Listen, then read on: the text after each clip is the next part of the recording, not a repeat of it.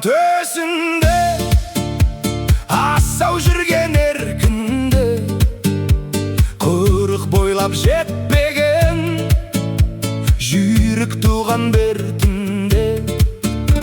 қазақтардың жігіті шалма тастап білектен қайсар мінез ерлігі жалындаған жүректен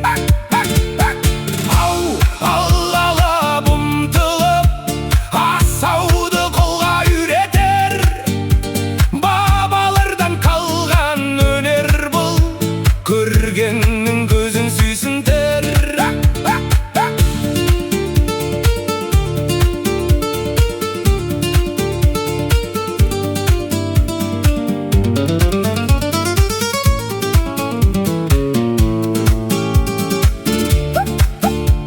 Тұяғынан шаң шығып, қос тұлпар қашты бұлқынып, шалма түстім бойынға қалды асау